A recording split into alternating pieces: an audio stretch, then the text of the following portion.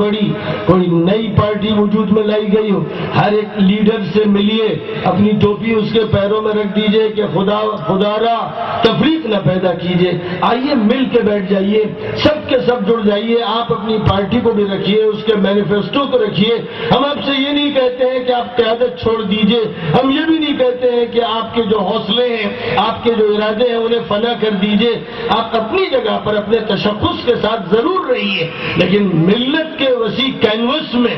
ملت کے وسیع احاطے میں آ کر جمع ہو جائیے، اور یہاں پر کم از کم یہ طے کیجئے کہ ہم اپنے میں سے کسی ایک کو امام بنا دیں گے۔ ہم عیدگاہ میں امام بناتے ہیں، ہم بقرعید اور عید الاضحیٰ میں امام بناتے ہیں، ہم جمعے میں امام بناتے ہیں، اور جب کسی کو امام بناتے ہیں تو بس یہ دیکھتے ہیں کہ نبی اکرم صلی اللہ علیہ وسلم نے فرمایا تھا لِيَؤُمَّ الْقَوْمَ أَقْرَأُهُمْ لِكِتَابِ اللَّهِ تَعَالَى فَإِنْ كَانُوا فِي الْقِرَاءَةِ سَوَاءً فَأَعْلَمُهُمْ بِالسُّنَّةِ فَإِنْ كَانُوا فِي السُّنَّةِ سَوَاءً فَأَقْدَمُهُمْ هِجْرَةً أو كما قال علیہ الصلاة والسلام۔ تم میں امامت کا استحقاق سب سے زیادہ اس کو ہے جو قرآن پاک کا ماہر ہو، اس کو پڑھتا بھی اچھا ہو، یاد بھی اچھا ہو، سمجھتا بھی اچھا ہو، وہ سب سے زیادہ اس کا مستحق ہے کہ اسے آگے بڑھایا جائے۔ نمبر 2 پر وہ کہ جو قرآن پاک کے بعد حدیث نبوی کا ماہر ہو۔ نمبر 3 پر وہ جس کو تقدم حاصل ہو، عمر بھی اس کی زیادہ ہو، ہجرت اس نے پہلے کی ہو، اس کی قربانیاں پہلے ہوئی ہوں اور اس کے کارنامے تاریخ میں نوٹ ہوں، اسے مقدم کیا جائے۔ اور اس کے بعد پھر وہ شخص کے جو زیادہ متقی ہو، پرہیزگار ہو۔ ان بنیادوں کو سامنے رکھا جاتا ہے، نہ خاندان دیکھا جاتا ہے، نہ قبیلہ، نہ اس کو کہ کالا ہے یا گورا ہے، لامبا ہے یا ٹھنگنا ہے، کس مدرسے کا پڑھا ہوا ہے۔ اگر تفریق اس بنیاد پر کی جانے لگے تو اس کا مطلب یہ ہوا کہ امامت کے مسائل کو بالائے طاق رکھ دیا گیا اور منمانی شروع کر دی گئی۔ جیسے وہاں ہم یہ دیکھتے ہیں، میں یہ کہتا ہوں، ایک تجویز کے طور پر کہتا ہوں کہ اگر ہم یہ تسلیم کر لیں کہ امت اسلامیہ ہندیہ کے لیے اس وقت مولانا سید ارشد مدنی صاحب امیر ہیں، ہم نے ان کو امام بنا لیا، اگر ہم نے ان کو امام بنا لیا ہے تو ہم یہ کہتے ہیں کہ آئیے، آپ اپنی مسجد کے امام ہیں، آپ اپنی جماعت کے امام ہیں، لیکن کم از کم اس بڑی جماعت میں عیدگاہ میں آئیے، مشترک طور پر نماز پڑھ لیجئے۔ جب آپ اپنے محلے کی مسجد میں نماز پڑھائیے گا تو امامت آپ ہی کیجئے گا، لیکن ایک بڑی مسجد یا عیدگاہ کی امامت ہے، اس امامت کے لیے اگر نظر انتخاب مولانا پر جا رہی ہے کہ حدیث نبوی میں جو ترتیب بتائی گئی ہے، الحمدللہ بہت سے پہلوؤں سے تقدم بھی حاصل ہے، قرآن پاک کے پڑھنے اور سمجھنے کی مہارت بھی حاصل ہے، حدیث نبوی کا ادراک اور اس کی خدمت بھی حاصل ہے۔ اس اعتبار سے اگر انہیں تقدم حاصل ہے اور ان کی عمارت پہ ہم متفق ہو جائیں تو یہ فیصلہ کریں کہ تمام یا غیر علماء کھڑے ہوئے ہیں۔ ڈاکٹر ایوب صاحب بھی ایک تنظیم کو لے کر کھڑے ہوئے ہیں، اور مولانا بدر الدین اجمل صاحب بھی ایک سیاسی تنظیم کے بانی بھی ہیں اور اس کے ذمہ دار۔ جہاں بھی اس طرح کے افراد ہیں جو کام کر رہے ہیں، ہمیں ان افراد کی بھی قدر کرنی چاہیے، ان کے کاموں کی بھی قدر کرنی چاہیے، اور ان سے کہنا چاہیے کہ آئیے سب لوگ مل جائیں، ایک وفاق بنا لیں، سیاسی پارٹیز کا ایک وفاق۔ مسلمانوں کو چاہیے کہ وہ اپنا کم از کم ایک سیاسی وفاق وجود میں لائیں، اور اس سیاسی وفاق میں schedule caste, schedule tribes, Dalits, Harijan جو بھی شریک ہونا چاہیں، ان کی جو پارٹیز ہیں، لوکل پارٹیز ہوں، ملکی سطح کی ہوں، صوبائی سطح کی ہوں، انہیں بھی دعوت دیجیے کہ اس وفاق میں آ کر شریک ہو جائیے۔ یہ وفاق کیوں ہے؟ یہ وفاق صرف ظالم اور مظلوم میں فرق کرنے کے لیے قائم کیا جا رہا، جنہیں مظلوم بنایا گیا۔ کچھ وہ ہیں جو ہزاروں سال سے مظلوم ہیں، کچھ وہ ہیں جو سینکڑوں سال سے مظلوم ہیں، کچھ وہ ہیں جو بیسیوں سال سے مظلوم ہیں۔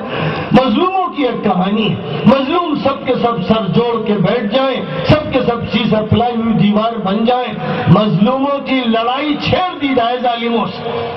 اور جب ظالموں سے مظلوموں کی لڑائی چھڑے گی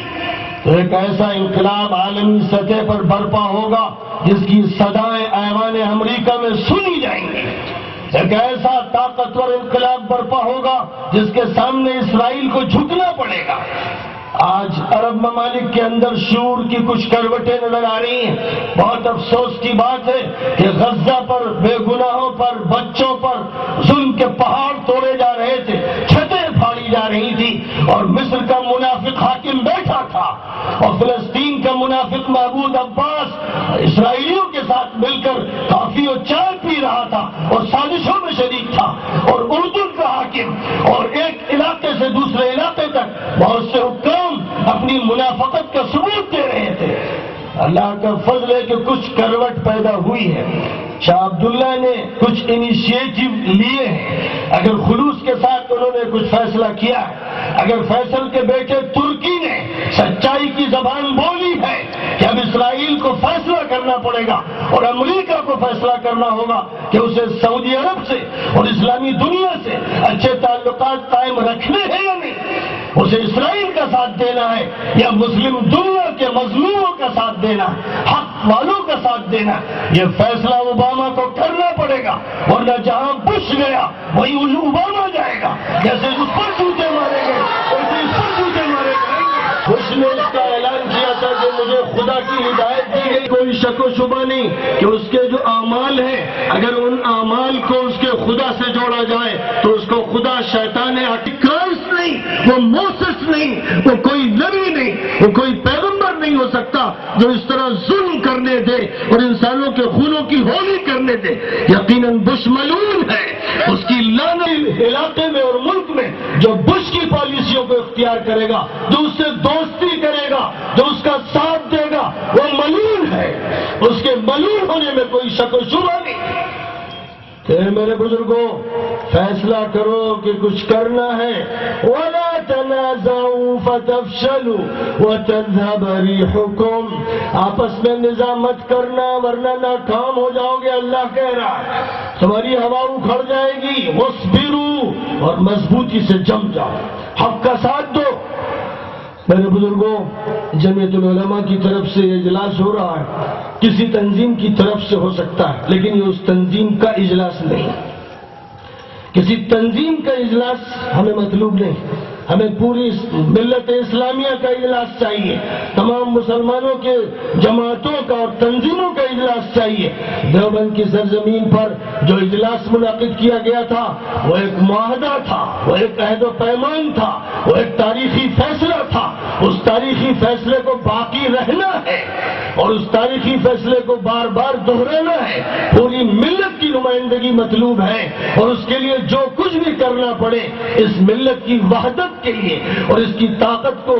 منتشر ہونے سے بچانے کے لیے, اس کے شیرازے کو بکھرنے سے بچانے کے لیے ہر ممکن کوشش ہونی چاہیے. نبی اکرم صلی اللہ علیہ وسلم نے جس طرح انصار و مہاجرین کو شیر و شکر فرمایا, قبیلہ اوس اور قبیلہ خزرج کو جس طرح سے شیر و شکر فرمایا, اور وحدت ملی اور قوت اسلامی کی لڑی میں جس طرح تمام انسانوں کو پرو دیا, آج وقت دستک دے رہا ہے اور حالات مطالبہ کر رہے ہیں کہ مسلمان اسی وحدت کی طرف قدم بڑھائیں. اپنے حکام سے بھی مطالبہ کریں کہ تم بھی اس وحدت کا ساتھ دو, آپس کے اختلافات ختم کرو ورنہ تاریخ تمہیں بھلا دے گی اور عوام بھی تمہارے ساتھ کبھی بھی وہ سلوک نہیں کریں گے جس کے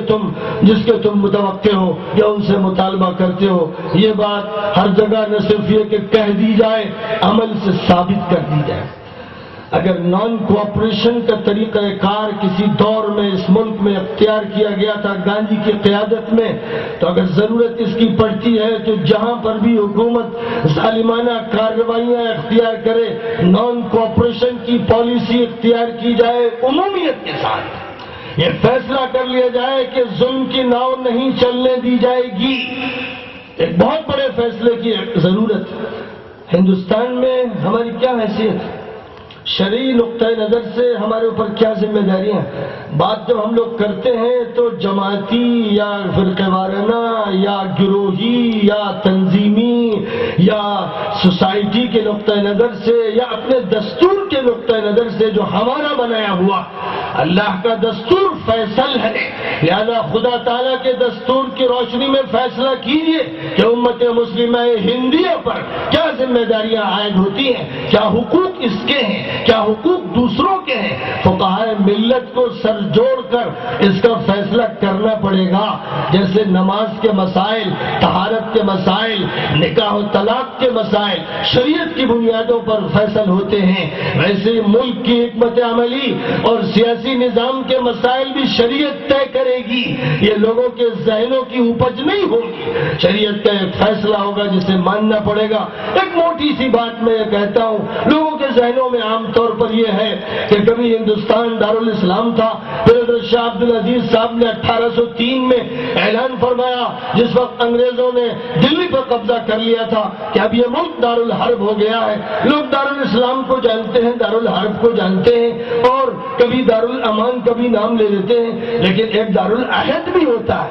یعنی پیکٹ کا ملک جس میں کوئی معاہدہ ہوا ہے لوگوں کے درمیان، ایک دستوری معاہدہ۔ اس ملک میں 1947 میں ملک کی آزادی کے موقع پر ایک معاہدہ ہوا، اور پھر 1950 میں جب کانسٹیٹیوشن تیار ہو گیا تو اس کانسٹیٹیوشن کی بنیاد پر ایک معاہدہ طے پایا کہ اس ملک کے تمام باشندے یکساں حقوق رکھتے ہیں، سب کا مذہب محفوظ رہے گا، تہذیب محفوظ رہے گی، انہیں اس کی تبلیغ کا حق ہوگا، اپنے اداروں کے قیام کا حق ہوگا، اپنی زبان کے تحفظ کا حق ہوگا، اور سب کے حقوق برابر ہوں گے۔ کوئی پیش کیا جاتا ہے انسانوں اور ملک کے باشندوں کی عدالت میں، آج پارٹیوں کا عمل پیش ہے۔ فیصلہ کر لیجئے کون ہے جس نے عہد کا پاس و لحاظ کیا اور کون ہے جس نے عہد کو توڑ دیا۔ جو عہد کو توڑتا ہے باقاعدہ اعلان کے ساتھ، وہ دارالحرب میں ہے، وہ ہمارے لیے حربی جس نے عہد توڑ دیا، اس کے ساتھ پیکٹ ختم ہو گیا۔ اور جو زبان سے اعلان نہیں کرتا لیکن اپنے عمل سے عہد توڑتا ہے، عہد اس سے بھی ٹوٹ گیا۔ مکے والوں نے عہد کیا تھا حدیبیہ کے موقع پر، 10 سالہ جنگ بندی ہوئی تھی، مسلمانوں اور مشرکوں کے درمیان معاہدہ طے پایا، اور اس کے بعد خفیہ طور پر اس معاہدے کو توڑ دیا گیا۔ حضور اکرم صلی اللہ علیہ وسلم کو اطلاع ملی، فرمایا کہ بس معاہدہ ٹوٹ گیا، کارروائی کا فیصلہ کر لیا گیا۔ اس ملک میں تمام پارٹیوں نے تقریباً معاہدے توڑ دیے، معاہدہ ٹوٹ چکا ہے،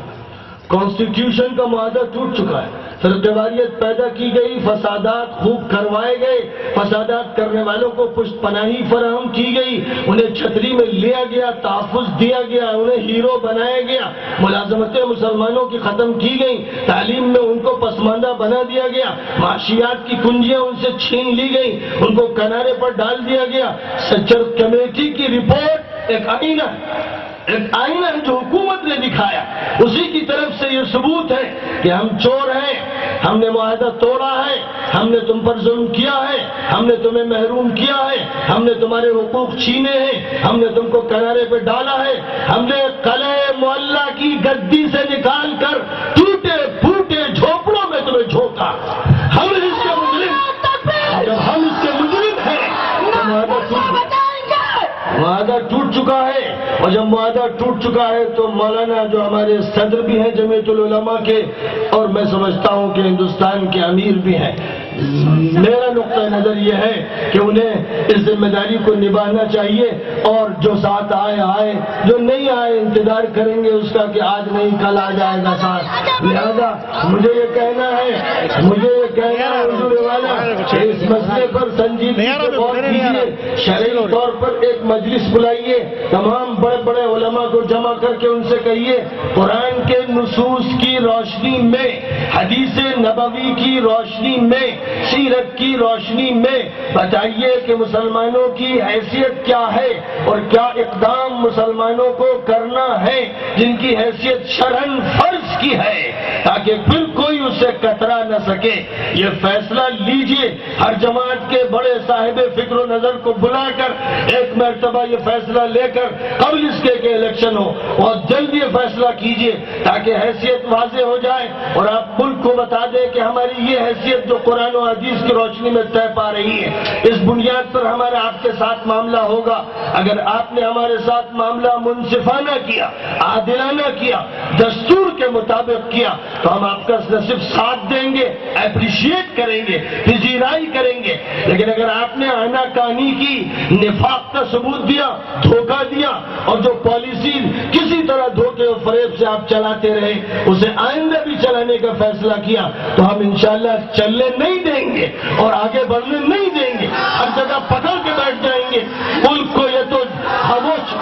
کھڑا رہنا پڑے گا اور اگر اسے چلنا ہے تو دستور کا تحفظ کرتے ہوئے, جمہوریت کا تحفظ کرتے ہوئے اور جو مسلمانوں کے اوقاف ہیں وہ ان کے حوالے کرتے ہوئے, ان کے ذمہ داروں کو سونپتے ہوئے, نوجوانوں کو رہا کر کے جو بے گناہ ہیں عدالت منصف عدالت میں انہیں پیش کر کے انہیں آزاد کر کے ایک فیصلہ کرنا پڑے گا. یہ کہہ دیجئے کانگریس والوں سے, یہ کہہ دیجئے تمام پارٹی کے لوگوں سے کہ مسلمان اب تمہارے رجھاوے میں نہیں آئیں گے اور تمہاری باتوں کو اس طرح قبول نہیں کریں گے اور تفریق کی پالیسی چلنے نہیں دی جائے گی. گاؤں گاؤں گھر گھر جا کر امت کے فرزند لوگوں کو جوڑیں گے اور جوڑ کر ایک فیصلہ سنائیں گے. اللہ وہ دن عطا فرما دے, خدا وہ شعور نصیب فرما دے, خدا تعالیٰ اس ملت کو زندہ کر دے, خدا تعالیٰ ہندوستان کے مسلمانوں کو دنیا بھر کے مسلمانوں کے لیے ایک اچھا نمونہ بنا دے. میں اللہ کے فضل کے ہی ہم سب منتظر ہیں. اللہ ہمارے ساتھ ہے اگر ہم اس کے دین کے ساتھ ہیں. وآخر دعوانا ان الحمدللہ رب العالمین.